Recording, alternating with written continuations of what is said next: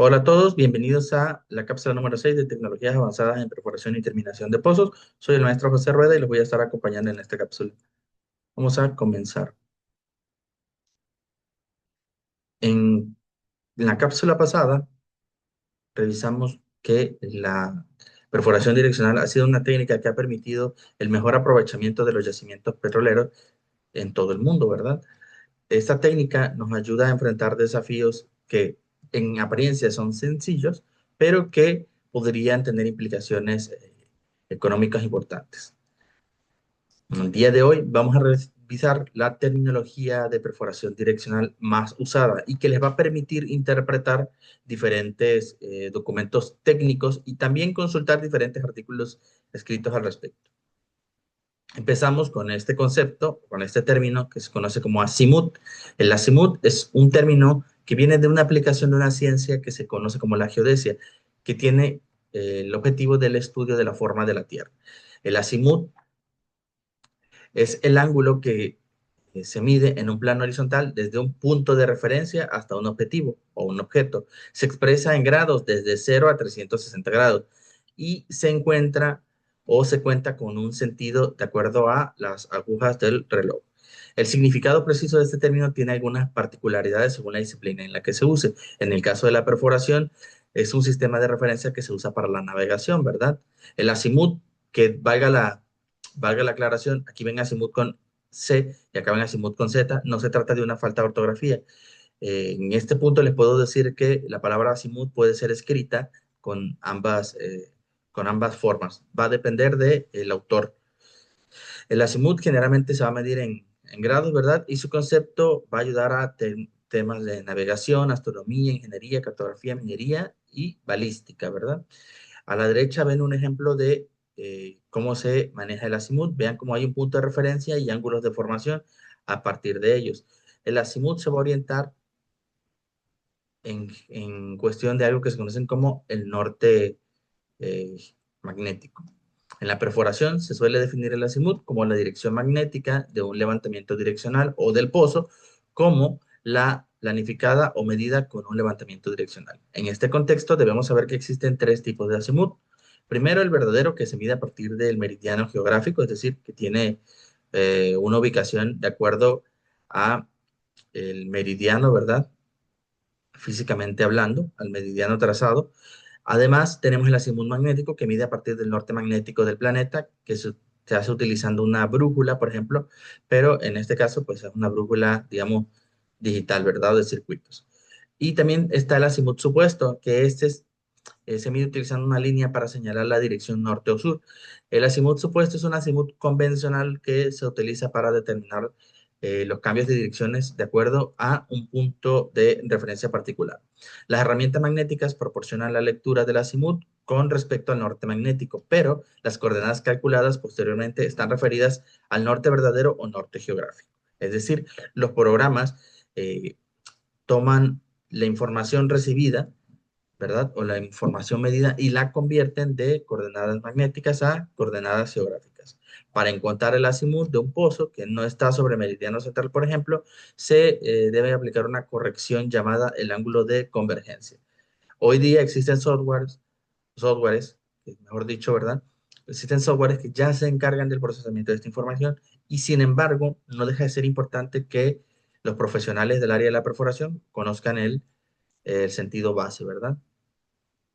Hablando de los elementos propios de la perforación direccional, vamos a tener algunos elementos como los que vamos a ver a continuación. Primero vamos a hablar de dos conceptos que son muy usados, y no solo en la perforación direccional, sino en todas, la TVD y la MD, que básicamente TVD, que es True Vertical Depth, básicamente significa la profundidad vertical verdadera, es decir, la profundidad que hay desde el punto de referencia en la superficie terrestre como si fuéramos en línea recta hacia el objetivo, ¿verdad? A eso se le llama profundidad vertical verdadera, a los metros que hay desde la superficie hasta el objetivo si se perforara un pozo de manera vertical. Y MD, que es la profundidad desarrollada, o Measuring Depth, que quiere decir todos los metros que tuvimos que perforar, ¿verdad? Hasta llegar al objetivo. Cabe señalar que es muy normal y va a ser lógico que en la perforación direccional la profundidad desarrollada sea mayor a la profundidad vertical. Nunca va a ser un caso en el que la profundidad em, vertical sea mayor a la desarrollada, porque si el pozo fuera vertical, la profundidad vertical verdadera y la desarrollada deberían de ser la misma. Hay que entender aquí que esto por simple lógica atiende a los principios de la geometría básica, que dice que la distancia más corta entre dos puntos es una línea recta. En ese sentido, sabemos que como aquí no estamos teniendo una línea recta, sino tenemos una línea, unas curvas de construcción, y luego tenemos otra recta que llega al objetivo, pues no vamos a tener la distancia más corta, ¿verdad? La distancia más corta siempre sería si hubiéramos perforado un pozo totalmente vertical. Pero como ya hablamos, hay razones para no hacerlo, ¿verdad? Dentro de esto hay que entender que prácticamente todos los pozos direccionales tienen una sección vertical, normalmente corresponde a la sección que corresponden al casing superficial, ¿verdad? Es decir, entre el conductor y el superficial, a veces 30 y 20, a veces 20, ¿verdad? Dependiendo de la estructura del pozo que se haya diseñado. Y tienen una sección que se llama la sección dirigida, que básicamente en este caso es la sección que denota la curva o las curvas que se construyen, ¿verdad? Aquí puse una señalización de algo que se llama sección horizontal, que esto obviamente solo va a aplicar para los pozos en L, que son los pozos que van a tener al final la sarta totalmente acostada, ¿verdad? Posteriormente, hablando de otros elementos, vamos a encontrar lo que viene siendo el cambio de dirección o que en inglés kick-off point, perdón, que lo van a encontrar, que son los puntos donde se empiezan a construir ángulos de direcciones diferentes. Es decir, momentos en los que cambia la dirección a la que va la sarta, ¿verdad? Y BUS, que le vamos a llamar a toda la sección que tiene que ver con la construcción del ángulo, desde el principio hasta el final, pasando por uno, dos o tres KOPs, dependiendo lo que se tenga que hacer. Por ejemplo, un pozo S, ¿verdad? Aquí tiene un KOP, aquí tiene otro KOP y aquí tiene otro KOP cuando regresa a la vertical. Los KOPs no son únicos, es decir, no hay un solo KOP por un pozo, puede tener más, no hay un límite como tal, va a depender realmente de las direcciones que se tomen. Y luego vamos a tener el EOB, que básicamente es End of Build, que es el último o el punto en el que se deja de cambiar de dirección completamente, es decir, que se llegó al ángulo deseado en el que se va a finalizar la construcción del agujero hacia el objetivo. En este caso, por ejemplo, si se dan cuenta, llega al punto y ya no vuelve a cambiar de dirección. Se genera la perforación en ese ángulo que ya quedó construido como ángulo final hasta el objetivo. Es importante decir que a la última sección, que es desde el último punto, desde el final de la construcción hasta el objetivo, y que no lleva ninguna curvatura, se le conoce como sección tangencial.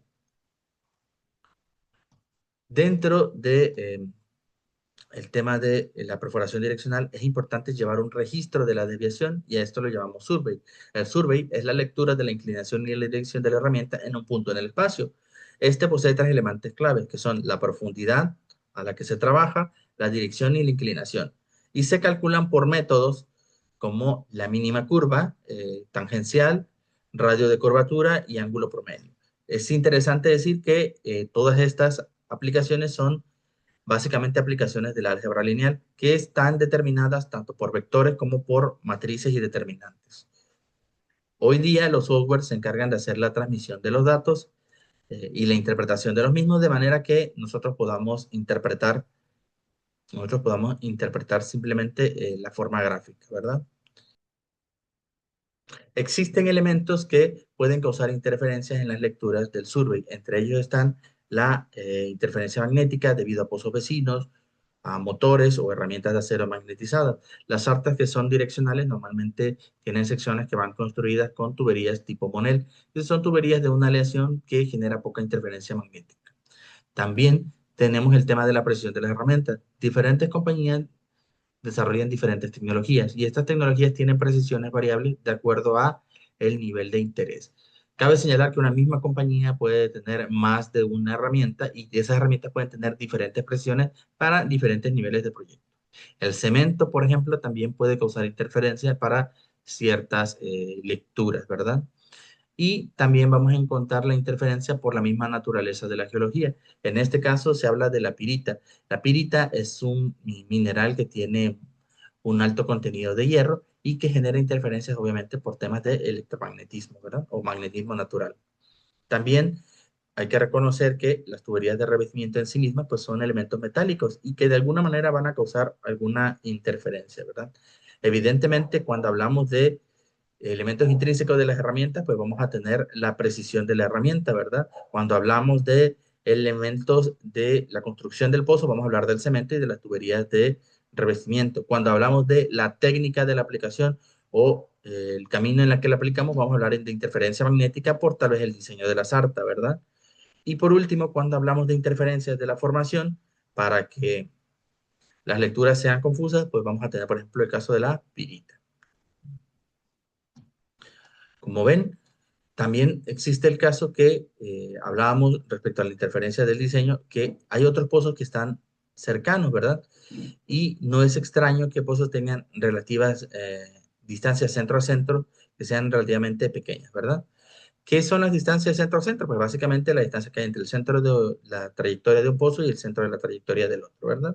En ese sentido, debido a los requerimientos en los últimos tiempos, ha disminuido el impacto al ambiente y se está perforando varios pozos en una misma localización. Es decir, desde un mismo punto, como ya hablábamos, que era una de las aplicaciones de la perforación de pozos direccional, estamos perforando más de un pozo, pero esto va a hacer que tengan una relativa cercanía, lo que va a generar ciertos temas de interés que son las colisiones, ¿verdad?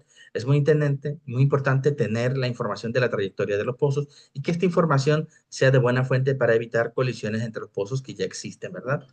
Por ello, se realizan algo que se conocen como análisis anticolisión, cuya función principalmente es prevenir los riesgos de la colisión entre los pozos y sobre todo se origina a través de algo que se conocen como elipses de incertidumbre, que a su vez pueden trabajar diferencias en la precisión de la medición de una herramienta, pueden trabajar herramientas en la medida de la tubería y también pueden ayudar a predecir problemas con las interferencias magnéticas. Los datos más comunes que vienen en los reportes anticolisión son las distancias centro a centro de un pozo, la distancia entre las elipses de trabajo, ¿verdad? O estas elipses de incertidumbre y los factores de separación. Las elipses de incertidumbre entonces van a ser ese indicador, digamos, que nos va a decir o nos va a dar ciertas pautas o que nos van a funcionar como ciertos límites como superiores e inferiores para determinar la viabilidad de las trayectorias de los pozos. Eso sin omitir que hay que analizar en general todos los datos que nos proporcionan los usuarios, ¿verdad?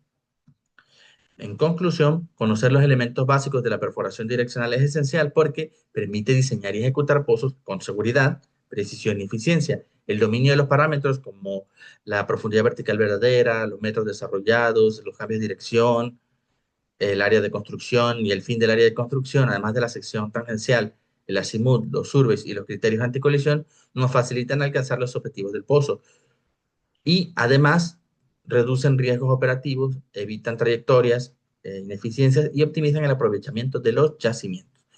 La comprensión integral de estos conceptos aseguran decisiones acertadas en tiempo real y respalda la rentabilidad de los proyectos, haciendo que estos conceptos sean la base para cualquier ingeniero o técnico involucrado en la operación de perforación de pozos direccionales.